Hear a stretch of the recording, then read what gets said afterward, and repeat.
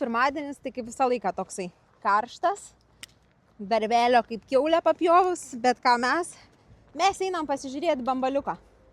Žiūrėkit, su kokia šiandien lėksiu. Tai žiūrim, ką turim. V328, 2 litrai, 180 kW, benzinas, 2015 metų, šiaip tai kėbulas gyvas, yra keilesas, odinis salonas. Gale yra šildomas sėdynės. Šiaip tai tvarkingas, kvepiantis automobilis. Jeigu jums jau nepatinka, tai visada galite mamai pasiskųsti. Didelė talpi bagažinė.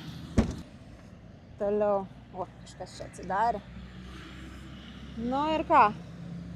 Šiaip tai nėra jokių rūdelių. Pabraižymų irgi nėra. Nu tai sėdilėkė. Nu gerai, pabraižymų šiek tiek gal ir yra. Bet šiaip tai gyvas automobilis. Darom duris ir žiūrim, kągi mes čia turim salone. Nu kaip man nepatinka, tai palieku.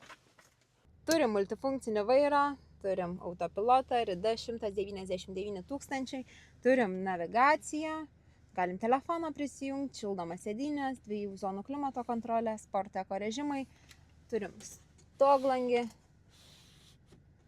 nu ir galim sosą išsikviesti. O jūs man sakysit, kokią kainą? Aš jums atsakysiu 10 500, galim suteikti lizingą, galim dėrėtis ir galim susimatyti tą iš 10 Šiauliuose, nes mašiną turim.